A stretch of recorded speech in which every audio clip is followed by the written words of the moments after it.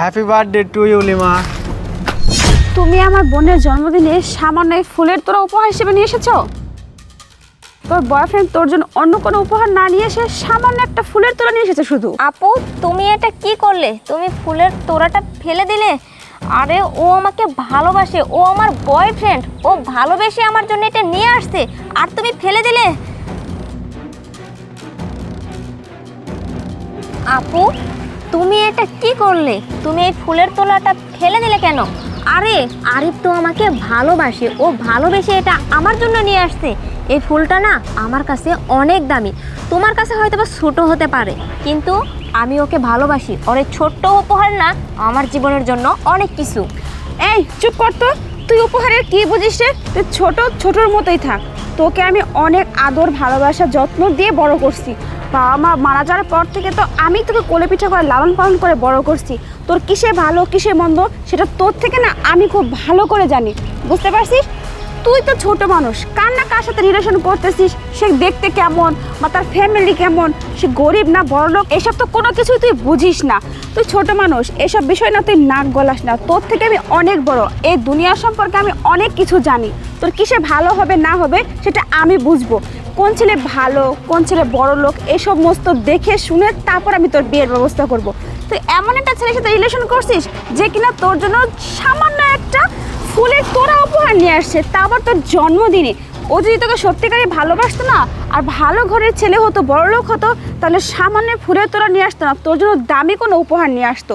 এসব মন মানসিকতা দেখেই বোঝা যায় যে আসলে ছেলে হিসাবে ও কেমন। তাই খবরদার বলতেছি, এ সমস্ত বিষয়তে কোনো কথা বলবি না। আমি এখানে উপস্থিত আসি, আমি অনেক কিছু বুঝি, আমাকে এই ছেলের সাথে কথা বলতে দে, বুঝছিস? আপু দাঁড়াও, আমি না তোমার আর একটা কথাও শুনতে চাই না। আরে তুমি বড় হয়েছে দেখে কি হয়ে গেছে? তুমি সব কিছুই জানো, সব কিছুই বোঝো, তোমারই ক্ষমতা আছে, তাই না? আমি ছোট বলে আমি কি কোনো কিছু বুঝি না, জানি না? শোনো, আমিও না অনেক কিছু জানি, অনেক কিছু বুঝি। আমি আরিফকে ভালোবাসি, অনেক বছরের সম্পর্ক আমাদের। আর আমি তোমার মুখে না একটা কথাও শুনতে চাই না। আরে তুমিও তো রিলেশন করেছো কত ছেলের সাথে, বড় লোক ছেলে, তারপরে টাকাওয়ালা ছেলে, তাদেরকে ভালোবাসছো। কই তাদেরকে তো আপন করে কখনো নিতে পারোনি। আর আমি যখন আরিফকে ভালোবাসি, এখানে আর কোনো প্রশ্নই ওঠে না। ও আমাকে ভালোবাসে, আমিও ওকে ভালোবাসি। শোনো আপু, ও ছোট লোক হোক আর বড় লোক হোক, আমি ওকে ভালোবাসি। ও গরিব হলেও না আমি ওর সাথেই থাকবো, সেটা নিয়ে তোমাকে ভাবতে হবে না। আর আরিফ শোনো, তুমি এতগুলো টাকা কেন নিয়ে আসছো? আসলে টাকাগুলো নিয়ে আসছি এর জন্য যে তোমার কি পছন্দ সেটা তো আমি জানি না। তো টাকা নিয়ে আসলাম, ওখানে 2 লক্ষ টাকা আছে, তোমার যেটা পছন্দ তুমি সেটা কিনে নিও। ও আচ্ছা, তুমি ওর জন্য টাকাও নিয়ে আসছো? এটা তো আমি আগে খেয়াল করিনি। সরি গো, আসলে আমি এইভাবে ভেবে দেখিনি। তুমি ওর জন্য টাকা নিয়ে এসছো, তার মানে তো তোমার অবস্থা অনেক ভালো। আসলে আমার বাবা মা মারা যাওয়ার পর থেকে আমার ছোটো বোনটাকে নিজের সন্তানের মতো করে মানুষ করছি। আমি আমার নিজের জীবনের কথা চিন্তা করিনি, ওকে ওর দিকেই বেশি কনসেন্ট্রেট করছি।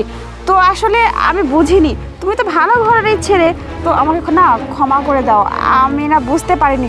ঠিক আছে, ওর যাকে পছন্দ যা ভালো মনে হয় ও তাই করবে, আমার কোনো আপত্তি নেই। আপু চুপ থাকো, দেখো তোমার মুখে না আমি আর একটা কথাও শুনতে চাই না। এতক্ষণ না তুমি আরিফকে অনেক অপমান করছো, ও তারপরও এখানে দাঁড়িয়ে দাঁড়িয়ে মুখ বুঝে সহ্য করতেছে। আরে তুমি ভেবেছিলে ও আমার জন্য ফুলের তোড়াটাই নিয়ে এসেছে, কিন্তু এখানে টাকাগুলো যখন দেখতে পারছো, এখন তোমার মন মানসিকতা পাল্টে গেছে, তাই না? এই তুমি আমার বড় বোন, আমার ভাবতেও লজ্জা লাগতেছে। দেখলি মা, তুই আমাকে ভুল বুঝিস না, আমি তোর ভালোর জন্য এই সমস্ত কথা বলছি। এখন ও ছেলেটা যে ভালো আমি এটা বুঝতে পারিনি। ঠিক আছে না, কোনো ব্যাপার না। হ্যাঁ, তোদের সম্পর্কটা আমি মেনে নিব, কোনো ব্যাপার না। শোনো, তোমার মেনে নেওয়া আর না মেনে নেওয়াতে আমাদের কোনো কিছু যায় আসে না। আমি আরিফকে আগে থেকেই ভালোবাসি আর এখনো ভালোবাসি। আর তুমি তো বড়লোক ছেলে পছন্দ করতা, তাই না?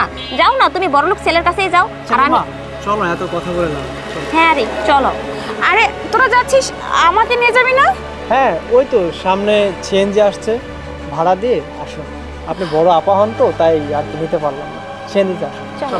আরে লিমা,